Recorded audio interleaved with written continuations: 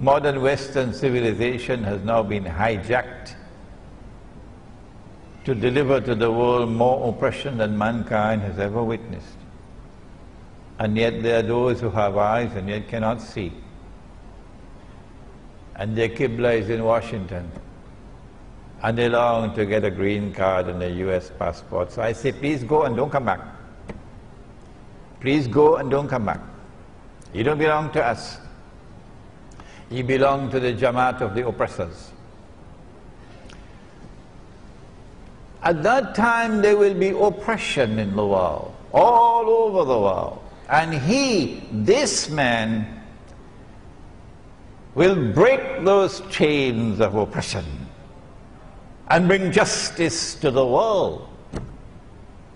So this is going to be a revolution, a revolutionary change to transform a world filled with oppression to a world of justice and of peace. And then the world would experience what Islam has to offer. This would be an Imam who would come at a time of great poverty and destitution in the world. Well, it has already come. All those who stand up to Dajjal are today miserably poor. And all those who are faithfully following Dajjal are living in the comfort zone. That's what the Prophet prophesied. But when the Imam comes, he's going to share wealth to the people. Would it be US dollars? The last thing I heard about the US dollar was that it was in ICU in some hospital. Would it be the French francs or the Malaysian ringgit? Come on, wake up and stop this nonsense. Stop this nonsense. If you did not know it before, maybe tonight you should start to learn. That knowledge may enter into your head. The money that we are now using has come from Dajjal. If you've not studied international monetary economics, come to me and I'll teach it to you. The money that we are now using has come from Dajjal. The paper currencies have come from Dajjal. The electronic money which is taking over from the paper currencies have come from Dajjal. And they're functioning as an instrument, not only for the unjust transfer of wealth from the unsuspecting masses to a global predatory elite, but more than that. They're bringing a system of slavery upon the world, enslaving mankind. And Nabi Muhammad alayhi salatu wasalam prophesied that in the end time there will be slavery. He said a slave woman, you remember? Don't you? He said a slave woman will give birth to her mistress. We have a conference in PWTC on Tuesday and Wednesday. If you could take 2 days off, leave, come join us. There's a flyer outside about the conference. It is on the prohibition of riba in Islam. Nabi Muhammad alayhi salatu wasalam told us that Imam is going to share wealth. Which kind of money? Oh, you know it. I don't have to tell you. It's the money which is in the Quran. When last did you open the Quran and look in the Quran to see whether there's money in the Quran? Huh?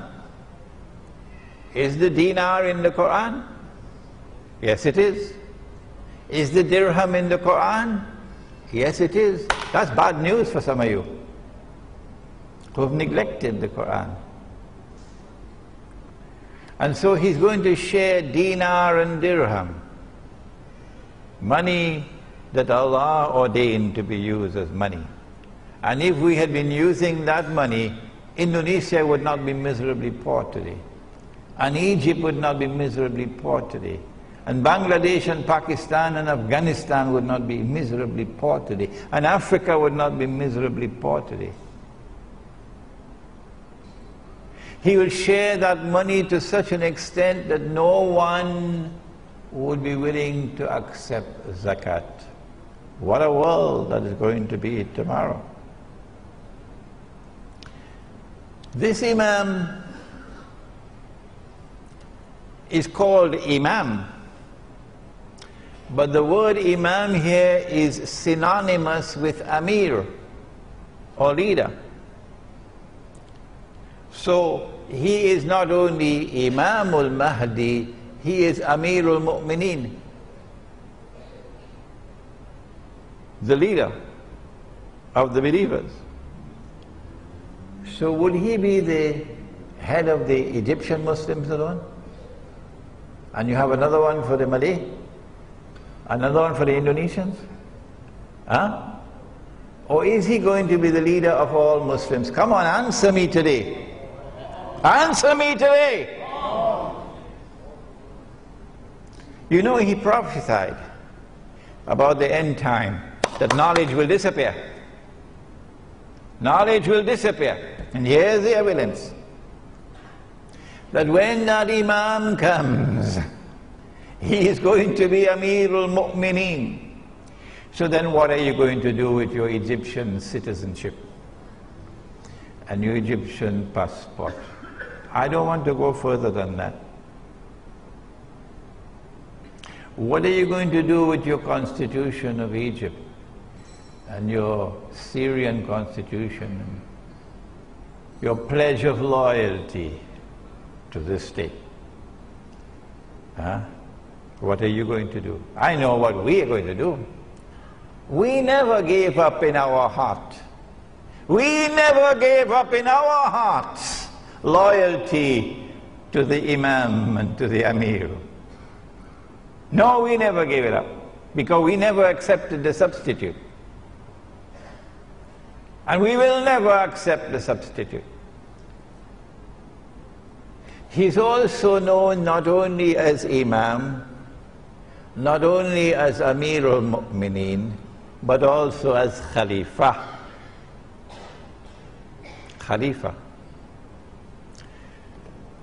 And this brings us to our difference of opinion with the Shia. We hold the view that the Shia are Muslims. Oh yes. And we gave evidence to support that. There is no fatwa which has achieved ijma'. No. Because the Shia have performed the Hajj continuously to this day. No one has stopped them. And so the ijma' of the ummah is that the Shia are Muslims. And if they are Muslims, then you have to relate to them as brothers. Ruhama'u baynahum. And if you differ with them, you must differ in a way which is constructive and not destructive. We say that the first Amir, the first Imam, the first Khalifa was Abu Bakr Siddiq radiallahu ta'ala anhu. And then after him was Umar Farooq radiallahu ta'ala anhu. And after him was Uthman Ghani radiallahu ta'ala anhu. And after him was Ali radiallahu ta'ala anhu, Ali ibn Abi Talib radiallahu ta'ala anhu. And we have said, and we have not spoken with hostility and bitterness and enmity. We have spoken with sadness in our hearts. That if you declare of Abu Bakr Siddiq radiallahu ta'ala anhu that he was a usurper who stole somebody else's position, we say that you are misguided. If you're annoyed with us, what can we do? But facts are facts.